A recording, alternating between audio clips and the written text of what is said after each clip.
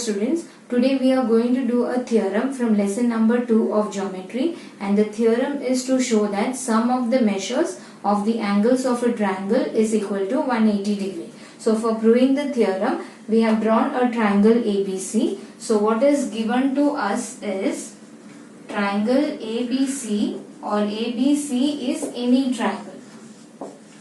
This is the given information, and what you need to prove is sum of the measures of the angles is equal to 180 degree. So in this, the angles are angle ABC, angle ACB and angle BAC. We need to show that sum of their measures, that means when you add the three angles, angle ABC plus angle ACB plus angle BAC, the sum of the measures is equal to 180 degree.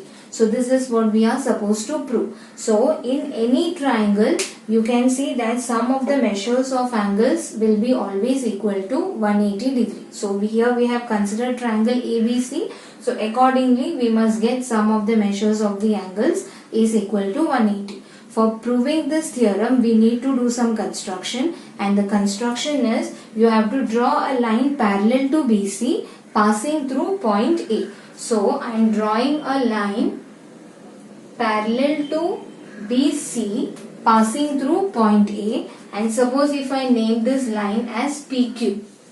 So once again I am repeating the construction. Construction is we are drawing a line PQ parallel to BC passing through point A. So now we can start with the proof. Here we will be using the property of parallel lines cut by a transversal. So to start off with the proof, we can first take PQ parallel to BC. This is by construction, and consider one of the transversal. So let us first consider AB as the transversal and AB as the transversal. So when you take AB as the transversal, you can see that we get a pair of alternate angles. So here the pair of alternate angle is angle PAB and angle ABC. So since the two lines are parallel to each other, we will get the alternate angles are congruent to each other. So the first step which we get is angle ABC is equal to angle PAB. This is our step number 1, and the reason is they are alternate angles. So now we had considered PQ parallel to BC and transversal as AB. Next we will consider the same parallel line but change the transversal. So now we will be taking the transversal as AC. So taking the same parallel line, that is taking PQ parallel to BC, okay, and now the transversal will be AC as the transversal. So when you take AC as the transversal, you will get another pair of alternate angle, and that is angle AQC congruent to angle ACB, because they form a pair of alternate angles. So next you can write the next step as angle ACB is equal to angle QAC, equation number 2, and the reason is same. Once again they are alternate angles. Okay, so we get step number 1 and 2. Now since we want to get measures, sum of the measures of the angles, next step we are just going to add a equation 1 and 2. So just we have to add equation 1 and 2. So when we add a equation 1 and 2, on the left side you will get angle ABC plus angle ACB is equal to, on the right side you will get angle PAB plus angle QAC. So this step is nothing but adding your equation 1 and 2. So here you can write the reason as adding equation 1 and 2. So when you add equation 1 and 2, on the left side we get angle ABC plus angle ACB is equal to angle PAB plus angle QAC. Now you can just look at what we need in the answer. You can see that in the answer on the left side we need ABC plus angle ACB, which we already have here. The only thing what is missing is angle BAC. So next we can add angle BAC to both the sides of the equation. So the next step is adding angle BAC, which is missing over here, to both the sides of the equation. So now whatever you have, that we are going to copy as it is. Along with this, you have to add angle BAC on both the sides.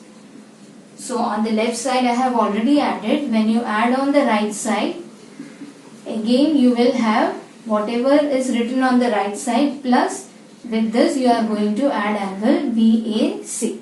So this step you can write the reason as adding angle BAC to both sides.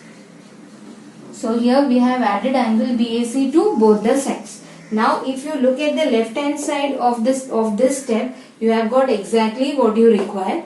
Only you have to just get the answer as 180 degree on the right hand side. So if you observe the angles which you have got on the right hand side, one is your angle PAB which is marked here.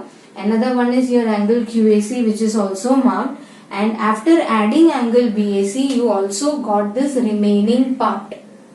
So now you can see that they are nothing but angles formed in a straight line. And already we have learned that angle formed in a straight line, their measures will be always equal to 180 degree. So in place of your right hand side addition of 3 angles, we can replace it as 180 degree because they are nothing but all the 3 angles are forming a straight line. So measures of sum of the measures of these 3 angles will be equal to 180 degree. Instead of using angles formed by a straight line, you can also use linear pair. But when you are using linear pair, you have to, instead of 3 angles, you can use only 2 angles at a time. So how can you use linear pair is, you have to combine these 2 angles. Like for example, QAC plus BAC. QAC plus BAC can be written as BAQ. So instead of adding 3 angles, you can replace it as angle PAB plus angle BAQ and then get the answer as 180 degree by using linear pair axiom. So either you can use linear pair axiom or you can write angles formed in a straight line as I wrote just now. So when you use that, you get the final result as angle ABC plus angle ACB plus angle BAC is equal to 180 degree, and that was the result which we were supposed to prove.